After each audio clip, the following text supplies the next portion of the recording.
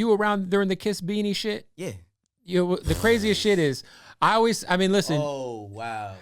I've talked to Kiss about it. I've talked to Beanie about it. And I always say that that's probably the closest back and forth, because I depending on where someone's from or who you ask or who they're, I thought both of them won. I thought that we was going to die or we was going to kill one of them. I swear to because God. Because at that time, nobody was realer than Beanie Sigel. Bro, let me tell you something. Or the Locks and Yonkers. I say this about Beans. I love Beans. Beans had us trained. Us, the Young Guns. Like, you could basically say the Young Guns was a gang within state property, bro. Because they was from their own part of town in Philly. They had us trained, bro. Like Beans had us trained. And I used to really sit here like, dog, Jadakiss is one of my favorite rappers. Like, the Locks, bro. I don't know the man I would be without the Locks. Right. Real shit. I'm talking about We Are the Streets is like, the words is in my DNA of who I am as a person. Course. So, like, I used to be sitting here, like, we had a situation one time with them, though. What happened? We was in, you remember Sunny? She used to be on Hot 97. Sunny was on, like, HGTV. She got her own show doing food and all that. But Sunny had a birthday party in Brooklyn. And she had this birthday party in Brooklyn, and Jada was hosting it. But she wanted, the Young Guns at the time, we had Can't Stop, Won't Stop. So they was hot. Everybody was booking them. Mm-hmm. So she wanted us to do Can't Stop, Won't Stop. So we had a show in VA, and they was like, by the time we get there, maybe Kissing them would be out of there. So we get up to we get to Brooklyn from VA, and some Philly dudes came and all that shit or whatever, and pause and I had to pause myself with that. That was crazy. But we get there and Kiss. Somebody from Sonny's team came to our car and was like, "Hey, Jadakiss is still here. Could y'all wait until he leaves to come in?"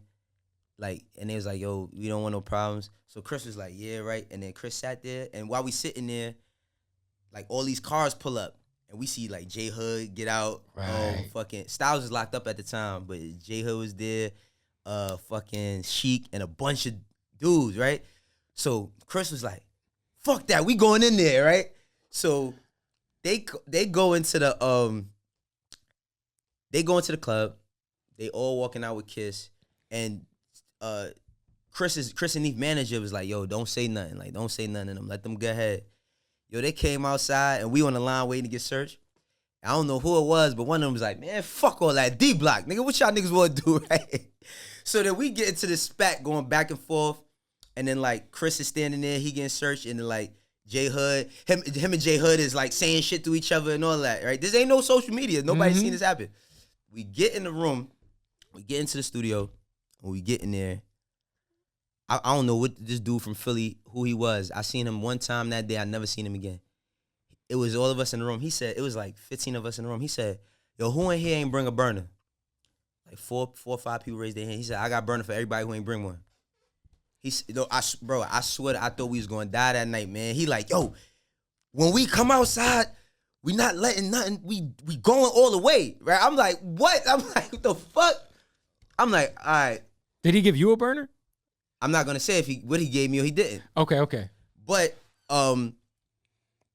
we walk outside. I think by that time they had left, and then we go to baseline. We had fun. That was it. But like, damn, bro, I thought like we had a couple. Yeah, we had a couple like little run. The crazy thing about that is like I didn't know Jadakiss at the time. Jadakiss, my man. I love Kiss. Of course. His son J1, that's my man. I love him. Sheik, all of them, bro. Like Styles. Ironically, when Styles came home. Who called my phone? I think Green Lantern called my phone, and Styles was on the phone. He's like, "Yo, I got Styles P on the phone," and he like, "Yo, he want to talk to Mac," and I put them on the phone. They spoke on my phone. You know what I mean? And then from there, years later, me and Styles, we built our brotherhood. I love Styles. I love his wife, his son. Yeah. You know what I mean? Like, it's just crazy how life works out. But yeah, it's a few times, bro. But I always think back to that time that Jada went to the Power Show in Philly, like the big Summer Jam or whatever it was. Oh yeah. We did that before Jay and Nas did they shit. Nobody you did the same that. thing at Hot 97 Summer Jam in New York. We did it at Powerhouse. Okay. So the thing was, Kiss was doing Powerhouse in Philly. Yeah. Nobody knew Beans was there. Beans put on a Halloween mask and he walked out on the stage. And when he walked was this out, at the same show? Not the one you talking about when he dissed him. Okay. This is years later. Okay. That happened in like 02. This happened in like 05 when Beans came home. Okay. We do Powerhouse and Kiss. This is what I'm saying.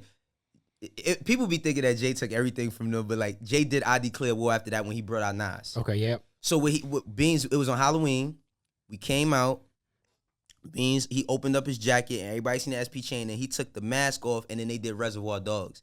That's the first time that they had done something together. This is before Jay and Nas reconciled their shit. So that was when they reconciled their shit. That's when they reconciled their shit. But they had talked prior. They reconciled their shit when Beans had came home.